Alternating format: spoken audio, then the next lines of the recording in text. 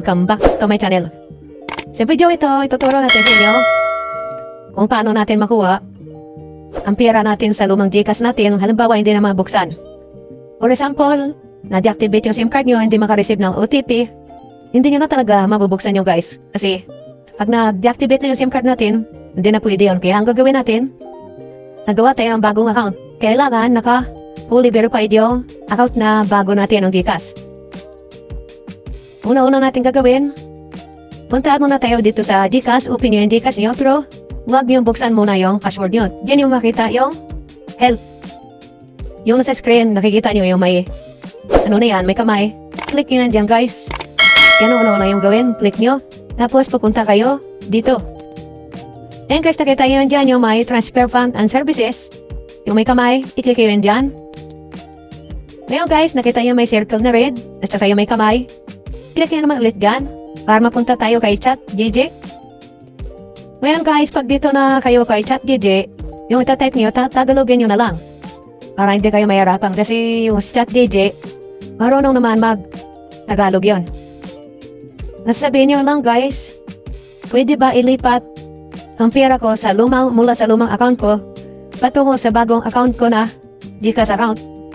Ngayon guys, sasagot niya si GG na sasabihin niya ay kung anong number ng GCash account mo na dati. Ilagay mo yan dyan. Tapos, yung birthday mo, tinatanong niya rin yan dyan. At saka pangalan mo guys, tinatanong niya rin yan dyan. Pero bago kayo gumawa ng bagong account nyo na GCash, kailangan pareho din sa lumang GCash account yung pangalan nyo at saka apelido nyo or pamilya nyo para makuha nyo talaga yung pera nyo sa lumang GCash nyo. Ngayon guys, susundan nyo lang yan dyan kung ano sinasabi niya dyan sa inyo.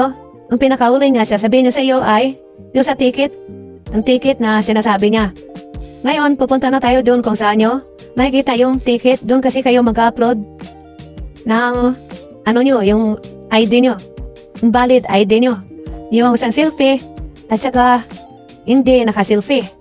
Yung pipicturean nyo lang yung picture nyo. Dapat hindi nyo nakakrap.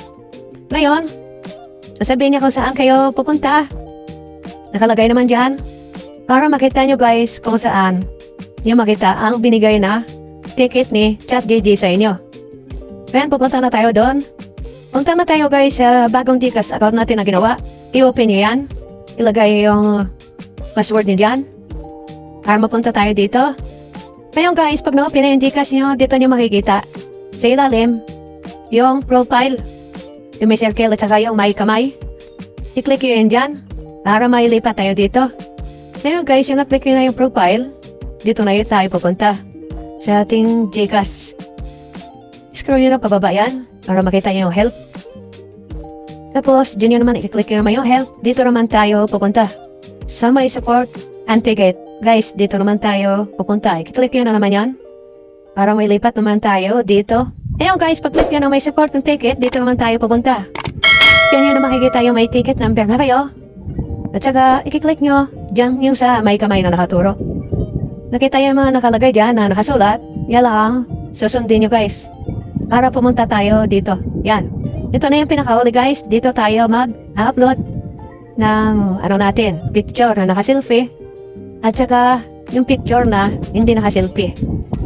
Tandaan nyo lang guys na dapat mga valid ID yung gagamitin nyo sa pag-selfie na hawak nyo at saka yung pag-picture nyo sa ganun pa rin na valid ID nyo. Pagkatapos yan, kung naka-upload na kayo ng picture after 3 days, i-follow up nyo lang sa customer service ng GCash guys. Tumawag kayo sa 2882 guys, yan ang customer service ng GCash. Dapat naka-TM o naka-globe kayo para wala ang bawas ang load nyo. Kasi matagal yan bago sagutin ang customer service guys. Bago nyo tumawag, i-ready nyo na yung ticket number nyo, yung number ng lumang cellphone nyo, tatanong yan, saka yung pangalan nyo, kung kailan kayo pinanganak, tatanungin nila ulit yan. Basta after 3 days tawag kayo. Magantay na kayo habang nagre-ring, matagal lang guys, mga 20 minutes ring lang yan. Kaya dapat, lang kayo, tsaka nang talaga kayo para may balik yung pera nyo. Siguro mga buti din mga 2 weeks yan bago ibalik yung pera nyo. Tapos, tatawagan nyo ulit Kung ano sasabihin nila, after 3 days, after 2 days ulit, tatawagan nyo. I-inquire mo ulit kung ano status na now. Ano nyo, yung pinapaluap nyo na, pinapabalik na pera sa GCash nyo patungo sa bagong account number nyo. Yan lang guys, yung naituturo ko sa inyo, sana makatulong ito, yung mga na-close yung GCash na hindi na ma-open, na may lamang pera. Ay susundin nyo lang yan, yung ginawa ko. Sa pag ano naman pala, sa pag balik ulit, para makita nyo ulit ito, punta naman ulit kayo sa GCash number nyo. Punta kayo sa may profile nyo, pag na-open yung GCash nyo, i-click yung profile sa bandang kanan.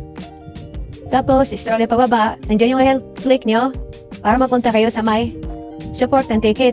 I-click nyo dyan sa may support and ticket, at saka dyan nyo na makita yung ticket number nyo. Diyan kayo magpapaluap na guys.